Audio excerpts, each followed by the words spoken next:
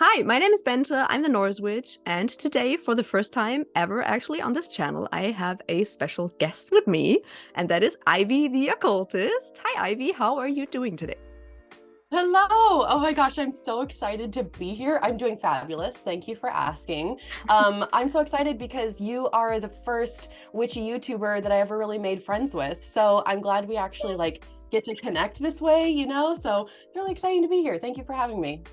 You're so welcome, and I was really looking forward to this. So I am very excited, but also terrified for all of my viewers. This is the first time I've ever interviewed a person in my life. So if I fuck it up, then I am very sorry in advance. But It's fine. It's just a casual chat, people. Okay. It's possible that this will happen. So we are actually here to talk a little bit about Chaos Magick, because you are probably the chaos magician on YouTube. I tried to make it a little bit of a mystery whom I will be interviewing, but all of my viewers were instantly like, it will be Ivy, it will be Ivy, it's Ivy, I hope it's Ivy. Everyone was very, very excited to see you on the channel. So I guess that most people are probably already familiar with your channel, but in case not, would you mind telling everyone who you are, what you do, and maybe a little bit how you even got into Chaos Magick? Oh, yeah, definitely. Well, thank you for all that. That's really sweet. It's so funny because there's tons of chaos magicians out there. I just don't see a lot of them on YouTube. I will do one plug-in though, because Sonray, who is the host of the Order of Chaos podcast, we both know him, and I've done a couple of collaborations with him. He's a chaos person as well, so definitely go check him out. I'm not the only one. I just want to put that out there, But definitely, he's great. Right. Yeah. I love his podcast. But anyways, I already forgot the question. Oh, my channel. My channel is Ivy the Occultist, and I do a lot of different things. So I'm a chaos magician first and foremost, but I just kind of call myself an occultist because I practice so many different things. I practice shamanic styles of magic. I do witchcraft. I am a psychic. What else do? I have a little bit of a background in ceremonial magic as well. So that kind of frames how I look at things. And yeah, so I've kind of just been all over the board. And I think that's how I ended up stumbling into chaos magic over the past 5 years specifically, because I bounce around so much from paradigm to paradigm that when I found chaos magic, I was like, oh, that perfectly describes what I'm actually doing. So yeah, I guess that's how you could say I fell into it, I suppose. Yeah, you're definitely, I guess, even the most versatile person that I know when it comes to witchcraft and magic and occultism. Most of the people I talk to are either witches or occultists, or one of the things, but not a lot of the things. So that's definitely also why I have you on this channel, because I thought you could give a lot of input into topics that I have no clue about, because that was my idea for this series, to make these interviews into a series, to have a little bit more input on topic that I don't know about. Chaos Magick is one of those. I'm not a chaos magician. I don't really know a lot about it, so that's why I thought I would have a special guest to talk about it. And I actually didn't even make up the questions that I will ask you today. I actually had my subscribers and my Instagram followers also hand in some questions that they have, because I of course want to have this video for them so they can learn. So I thought it would be perfect to just let them hand in some questions. So should we just jump right in?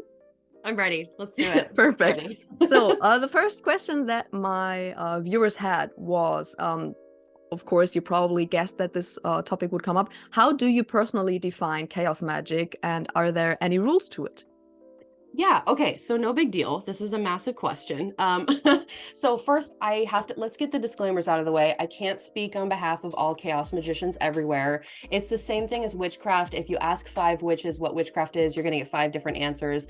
And also my definition of chaos magic changes all the time. So I'm gonna try to keep it as brief and concise as possible, but just know this topic is so nuanced and it's almost impossible to just fit it into a couple sentences. But I suppose my personal definition of chaos magic is it's a psychological model that uses your own belief as a tool to manifest the reality that you want.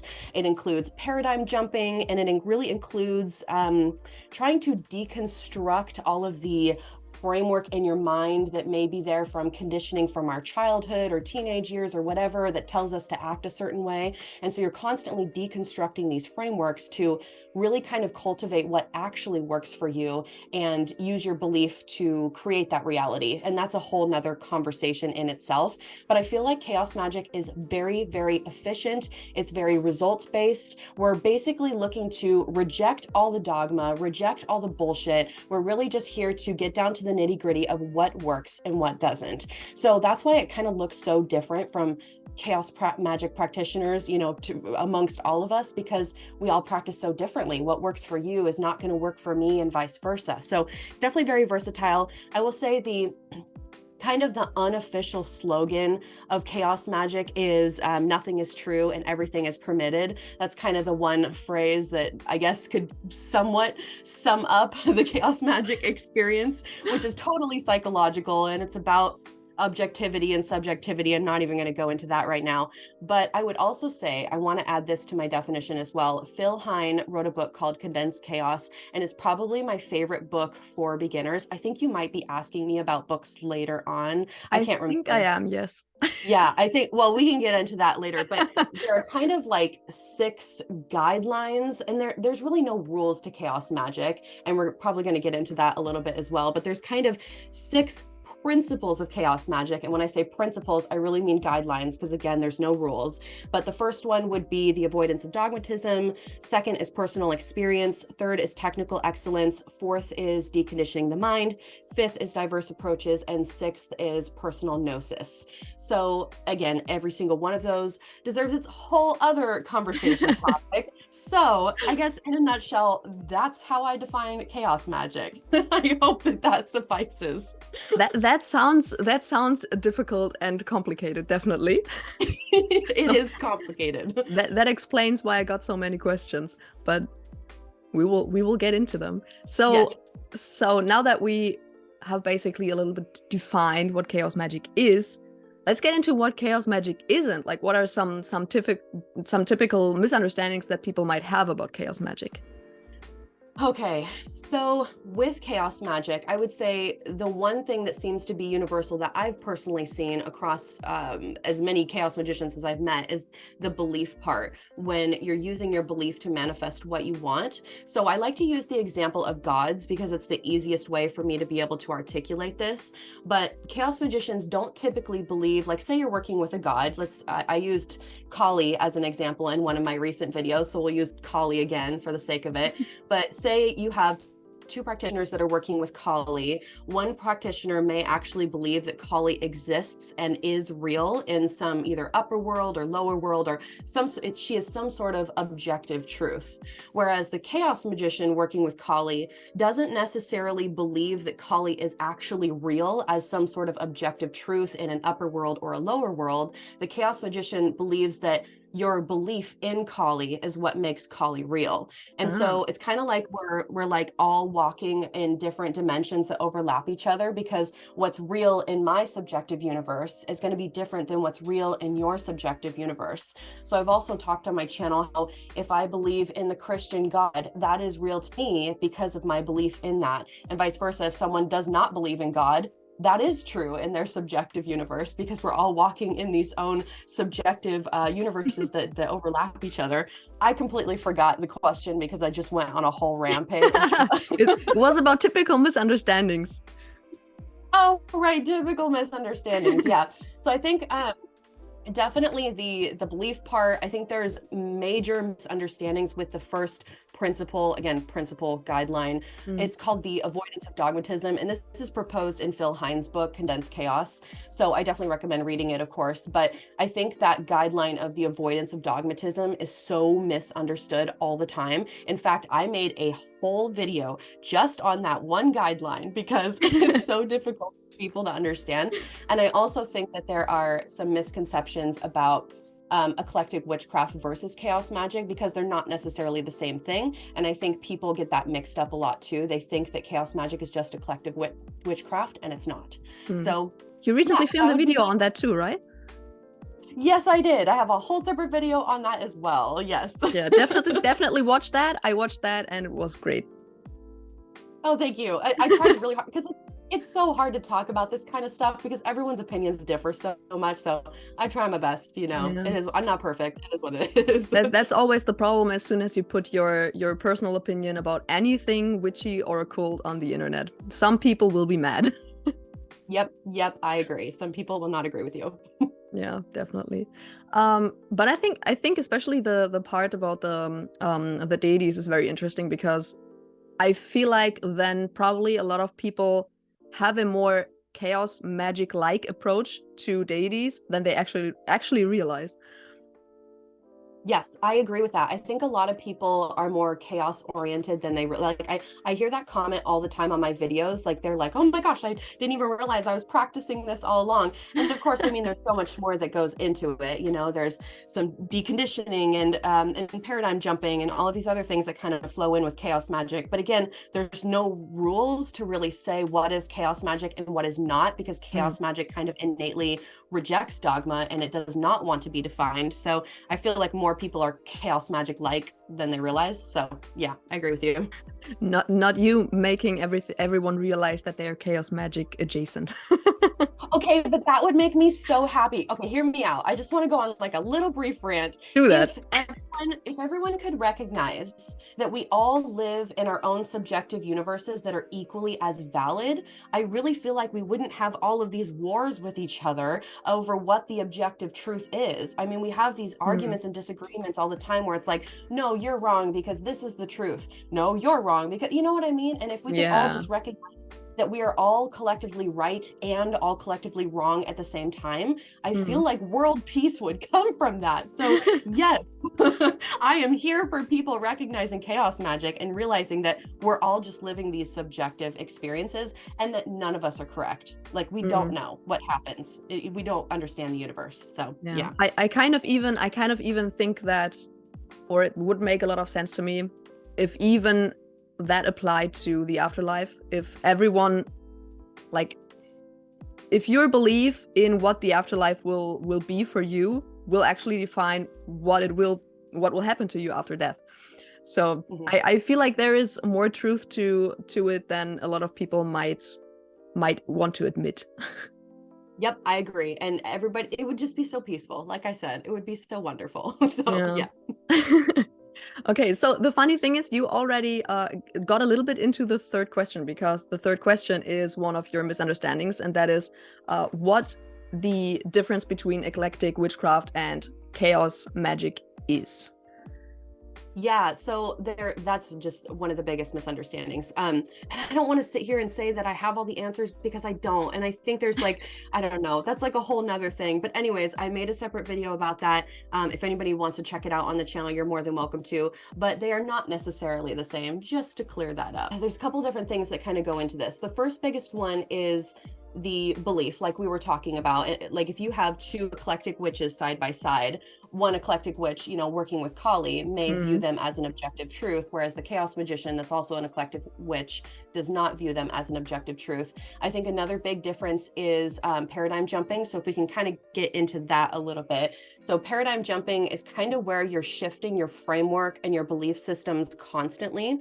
So you are jumping from monotheism to atheism to polytheism to pantheism to different magical systems. I mean, completely switching from chaos magic to, or not chaos magic, but ceremonial magic to witchcraft to whatever. And the reason why you do this, the reason why you paradigm jump and shift your framework frequently, is because you're strengthening your ability to believe and to create the reality that you want. And this is something that I kind of mentioned in that eclectic witchcraft video.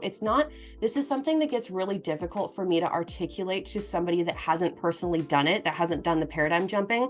I swear there's something that happens to your brain. And I really feel like, I don't know, it's this weird thing. I don't know if it's deconditioning. I don't know if it's quicker rates of neurogenesis of the neurons in your brains. I don't know what it is. But when I started paradigm jumping, actively and really being cognizant of what I was doing, my ability to manifest things got so much stronger. Oh, wow. And like, it's, I mean, okay, so when I was an eclectic witch and I was doing a spell, I would do a spell. Felt like I was pretty good at it, but I would still have doubts at the end of the day. I was like, oh gosh, did this spell work? I don't really know if it worked or not. You know, you still have those doubts.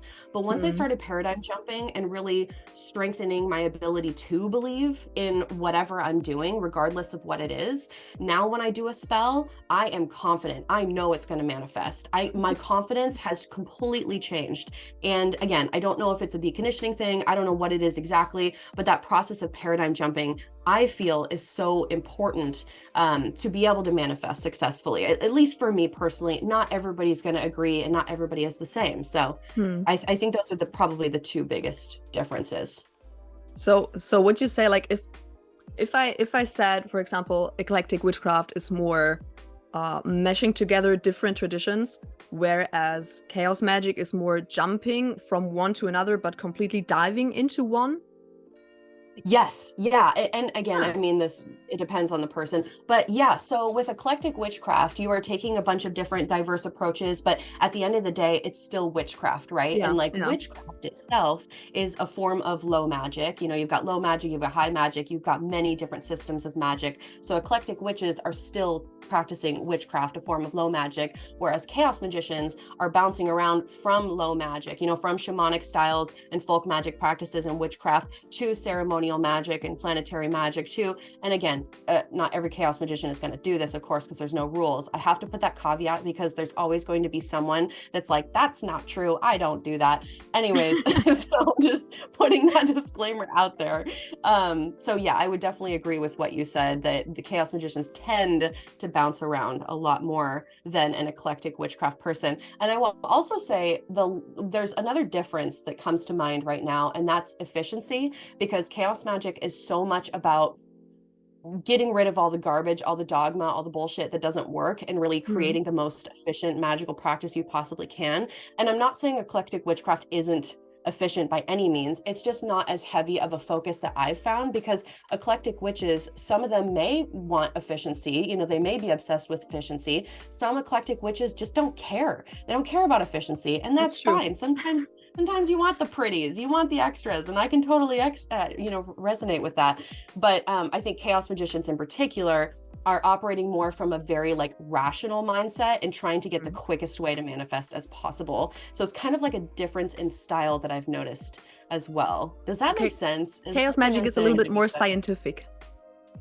That's kind of how I feel. You are literally your own scientist. You are a scientist in your lab, taking notes, writing out your thesis, your hypothesis or whatever, and figuring out what works. Yes. Thank you for that. That sounds very, very fun.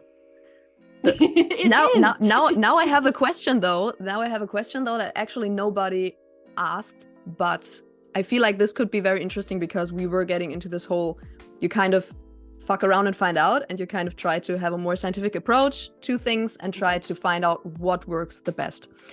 I tried that, and it proved very difficult to actually be able to quantify your results. So as a chaos magician, how do you actually figure out if the spell really worked well or not, or if you have to change something?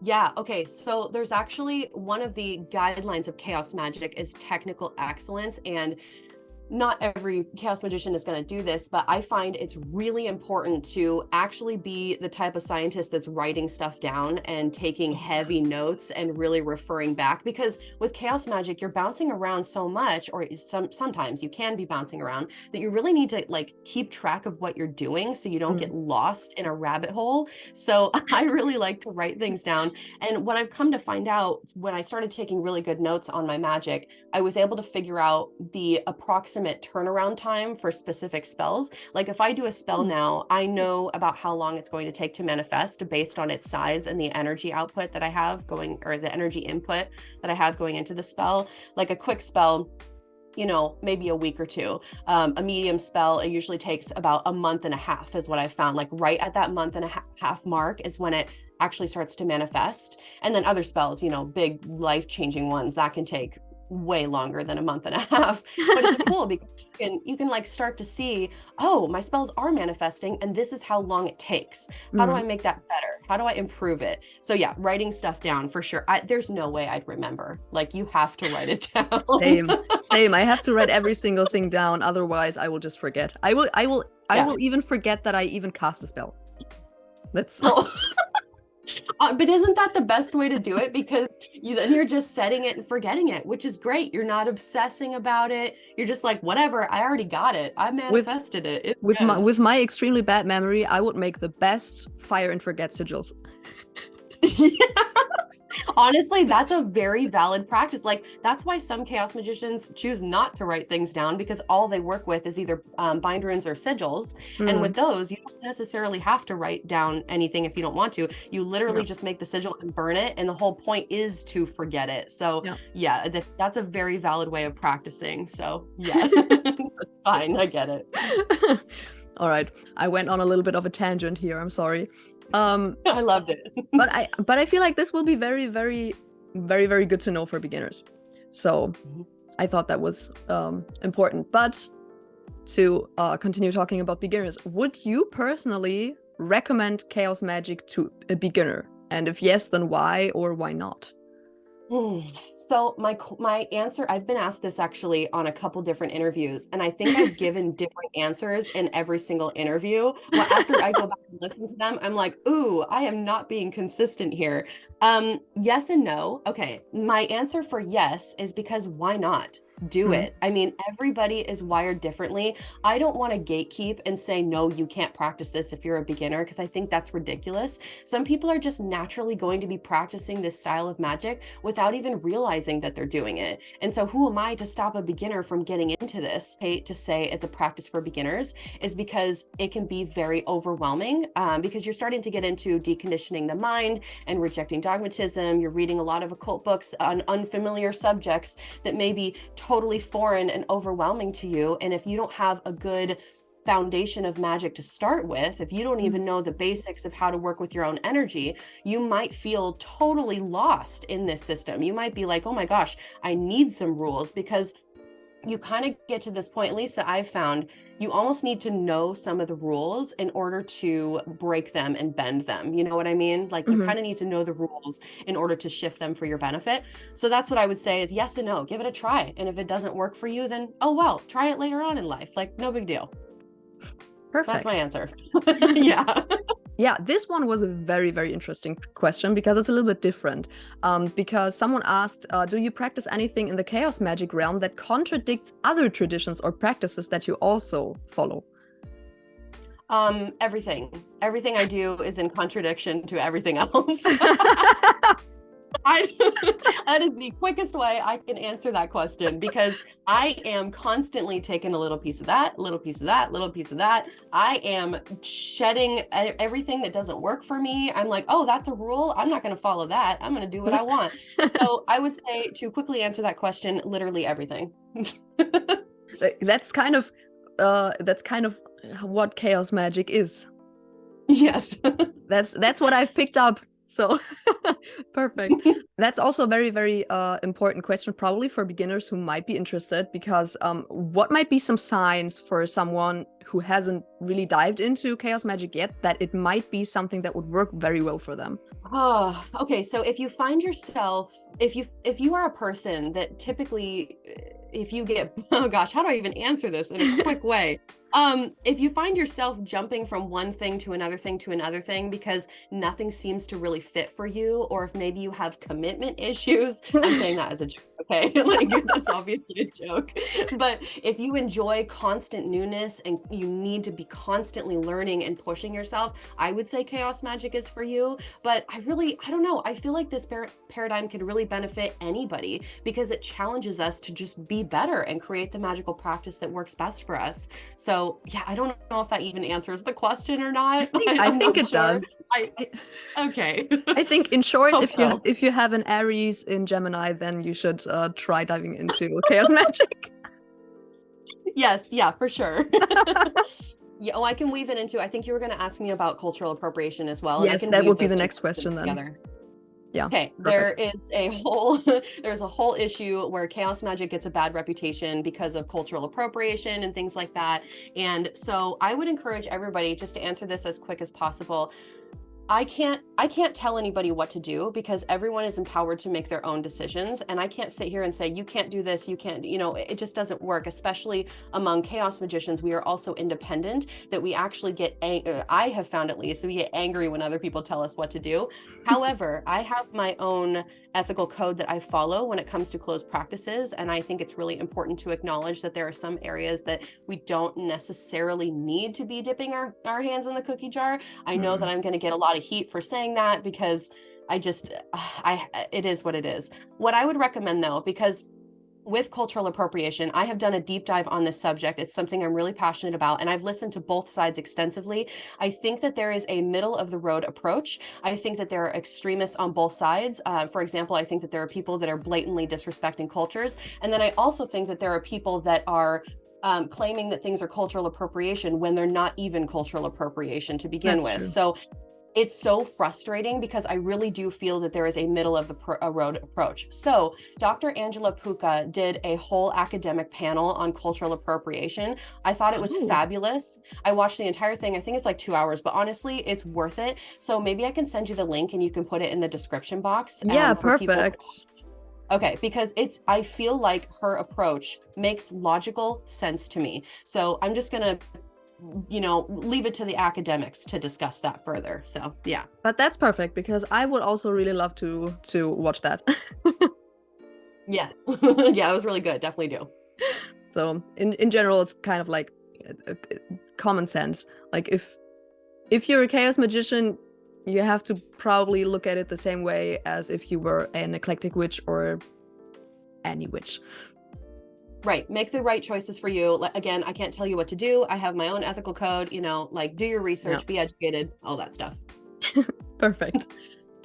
All right. We actually only have one question left, and that is actually a very specific question. I have no clue what this person was talking about, so I'm interested to see whether you know. Have you heard of linking sigils? And if yes, did you try them out and did they work for you? Oh, okay. So I have only briefly heard of this. So no, I've never personally done it. And I think what they might be referring to, I'm not totally sure because I haven't done this. I think that you can link sigils onto logos for companies or logos or other symbols that are used elsewhere to kind of extract some of that power and put it into your sigil. Although, don't quote me, I could be totally wrong. I think that's what this person is talking about when it comes to linking sigils. Either that or they might be talking about taking multiple sigils that you have personally created and putting them together, which I call that a mega sigil, by the way, because that's just my word for it. And yeah, I do that all the time. I create mega sigils for really large projects where I want very specific results. So I will have one project, let's say I'm trying to get a job and I have multiple aspects of that job that I want. And so I will create a sigil for the work environment. I will create a sigil for the pay, like all these different aspects. And then I will bind them all together into one big ass sigil. I don't even know if I'm allowed to swear. I'm sorry. Just do it. Just do it. I'm sorry. I really should ask beforehand. Anyways, so that's what I call a mega sigil, and that they might be referring to that as far as linking sigils.